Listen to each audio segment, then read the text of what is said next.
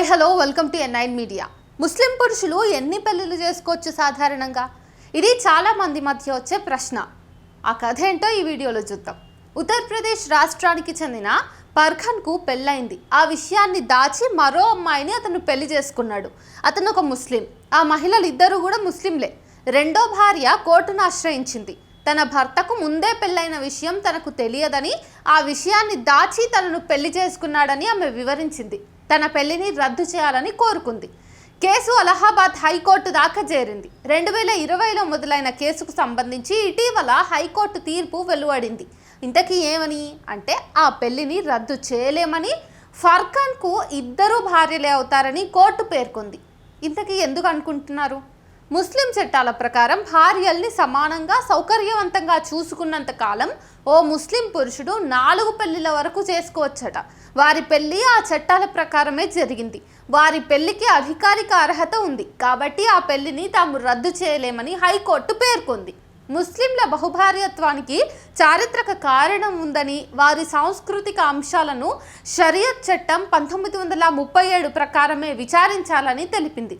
అయితే బహుభార్యత్వ అవకాశాన్ని చాలామంది దుర్వినియోగం చేస్తున్నారని పేర్కొంది. అలహాబాద్ హైకోర్టు తీర్పుపై ఎక్కడా చర్చ జరగలేదు. ఇది ప్రాధాన్యాంశం కాదనుకున్నారో, లేదంటే ఇందులో వేలెత్తి చూపాల్సిన అంశం లేదని భావించారో తెలియదు. కానీ ఒక స్త్రీ తాను మోసపోయానని కోర్టును ఆశ్రయిస్తే మత చట్టాలు నీకు అనుకూలంగా లేవని ఆమె అభ్యర్థనను తిరస్కరించడం నిజంగా విచారించాల్సిన అంశం. ముస్లింల బహుభార్యత్వానికి చారిత్రక కారణం ఉందని కోర్టే చెప్పింది.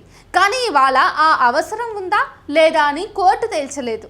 కానీ మనం చర్చకు పెట్టొచ్చు. ట్రిపుల్ తలాక్ విషయంలోనూ ఇదే జరిగింది. ఎన్నో పోరాటాలు, చర్చల తర్వాతే ట్రిపుల్ తలాక్ రద్దయింది. దీనివల్ల ఎంతోమంది ముస్లిం మహిళలకు మేలు జరిగింది. మగవారికి తలాక్ విధానంపై స్పష్టత ఏర్పడింది. దుర్వినియోగం చేసేవారి సంఖ్య తగ్గింది. బాధితులు బయటకు వచ్చి ఫిర్యాదు చేస్తే నిందితులపై చర్యలు తీసుకునే వ్యవస్థలు ఏర్పాటయ్యాయి. మరి బహుభార్యత్వం విషయంలో రావాల్సినంతగా ఇంకా నిరసనలు రాకపోవటమే విచిత్రం. యుద్ధాలు భీకరంగా జరిగే కాలంలో పురుషుల సంఖ్య తక్కువగా ఉన్న కారణంగా బహుభార్యత్వాన్ని ప్రతిపాదించి ఉండొచ్చు. యుద్ధాల సమయంలో స్త్రీలు పరాయి రాజ్యాల పాలు కాకుండా ఈ అంశం పెట్టి ఉండవచ్చు. ఇది కేవలం ముస్లింలకే పరిమితం కాదు. హిందువుల్లో కూడా కొందరు గతంలో 2-3 పెళ్లిళ్ళు చేసుకున్న వాళ్ళు ఉన్నారు. కానీ ఇవాళ అవసరం ఏముంది?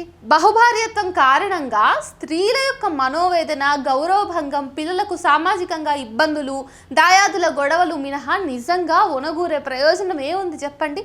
ఒక స్త్రీకి ఒక పురుషుడు అనే పద్ధతిని మొదలు పెట్టుకున్న తర్వాత బహుభార్యత్వం జోలికి వెళ్ళడం దేనికి? మత గ్రంథం కూడా 4 పెళ్లిళ్లకు అనుమతి ఇచ్చింది తప్ప తప్పకుండా చేసుకోవాలని సూచించలేదు. ఆధునిక కాలంలో చాలామంది ఒక వివాహానికి మొగ్గు చూపిస్తున్నారు. ఫలానా ఆవిడ ఆయనకు 2వ భార్య, ఆయన 3వ భార్య పిల్లలు అని మాట్లాడుకోవడం ఎంత అవమానకరంగా ఉంటుంది ఎవరికైనా. పైగా 2వ-3వ భార్యగా వెళ్ళే స్త్రీకి ఏ మేరకు గౌరవం ఉంటుంది చెప్పండి? వారి పిల్లలకు సామాజికంగా ఎలాంటి పరిస్థితులు ఎదురవుతాయి? ప్రస్తుత కాలంలో చదువుకున్న అమ్మాయిలు అలా 2వ భార్యగా వెళ్లేందుకు అంగీకరిస్తారా అసలు? కేవలం మత గ్రంథం చెప్పిందని ఎంతమంది తల్లిదండ్రులు తమ ఆడపిల్లల్ని 2వ భార్యగా పంపుతారు? మత పెద్దలైనా ఒప్పుకుంటారా దీనికి? ఇన్ని అంశాలున్న ఈ అంశంపై మరింత చర్చ చేయాల్సిన అవసరం ఉంది.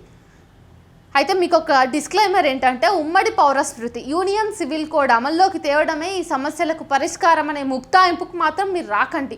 ఉమ్మడి పౌరస్మృతి అనేది అత్యంత చర్చనీయాంశం. అంత సులభంగా దాన్ని అమలు చేస్తే ఇతర మతాలతో పాటు హిందువుల్లోని అల్పసంఖ్యాక వర్గాలు తీవ్ర ఇబ్బందులను ఎదుర్కొనాల్సి వస్తుంది. పైగా ఈ దేశంలో ఉమ్మడి అనేది ఎవరిని సూచిస్తుందో, ఎవరికి వర్తిస్తుందో స్పష్టత రావాల్సి ఉంది. లేకపోతే ఉమ్మడి పౌరస్మృతిలో ఎవరు మాంసం తినొద్దు, అందరూ పూజలు చేయాలి, అందరూ సంస్కృతం నేర్చుకోవాలనే నిబంధనలు పెట్టే అవకాశం కూడా ఉంది. కాబట్టి వెంటనే అటు దిక్కు మొగ్గకుండా ఈ విషయం గురించి ఆలోచించాలి.